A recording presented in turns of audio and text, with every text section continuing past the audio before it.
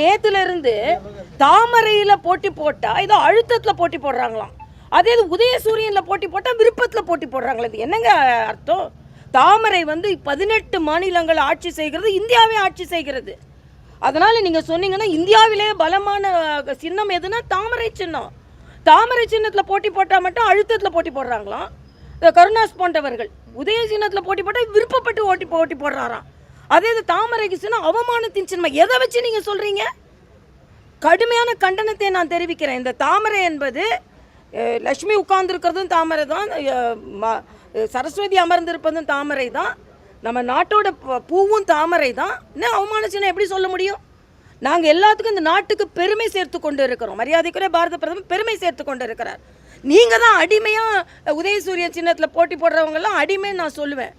நாங்கள் எங்களோட போட்டி போடுறதெல்லாம் விருப்பமான போட்டி போடுவேன்னு சொல்கிறேன். எங்கேயுமே நாங்கள் அழுத்தம் கொடுக்கல. ஆனால் இதில் உதயசூரியனில் போட்டி போட்டால் அதெல்லாம் விருப்பத்தின் பேரிலாம், தாமரையில் போட்டி போட்டால் எல்லாம் அழுத்தத்தின் பேரிலாம். இது எங்கேருந்து இந்த தியரியை நீங்கள் கண்டுபிடிச்சிங்கன்னு நான் கேட்குறேன். தாமரையில் அண்ணன் ஜி.கே. வாசன் அவர்கள் தேசியவாதி. அவர் தாமரையில் போட்டி போட வேண்டும் என்பதை அந்த கோரிக்கையை அவர் ஏற்றிருக்கிறார். அவர் போட்டி போடுகிறார். இதெல்லாம் நாங்கள் இணைந்து தான் போட்டி போட போகிறோம். அதனால் நான் ஏற்கனவே சொன்ன மாதிரி இது இந்த தொகுதி அந்த தொகுதி இல்லை, தேசிய ஜனநாயக கூட்டணியின் தொகுதி, மக்களின் தொகுதி. நாங்கள் எங்களோட தேர்தல் அறிக்கையே மக்களுக்காக மக்களிடமிருந்து தான் நாங்கள் சொன்னோம்.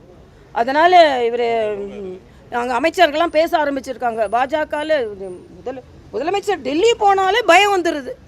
டெல்லிக்கு போகிறாங்க அப்படின்னா, டெல்லி நம்ம நாட்டோட தலைநகரம், டெல்லியில் தலைவர்கள் இருக்கிறார்கள். அதனால் எங்கள் கூட்டணி சுமூகமான கூட்டணியாக இருக்கிறது என்பது எனது கருத்து. என்னோட விடுதலை சிறுத்தைகள், கம்யூனிஸ்டுகள், மதிமுக எல்லாம் குறைச்சி வாங்கிக்கிட்டு பாஜக உள்ளே வந்துடும் பயந்து குறைச்சி வாங்குறாங்களாம்.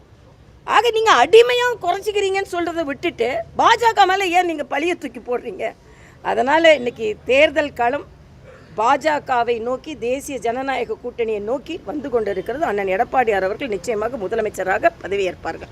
தாவேக்கையில் 234 தொகுதியில் வேட்பாளர் யாரும் முன் வர மாட்டாங்க அப்படின்றாங்க. அப்படிலாம் சொல்ல முடியாது. இப்போ வரட்டும், யூகங்களுக்கு அது பதில் சொல்ல வேண்டாம் நம்ம. நன்றி.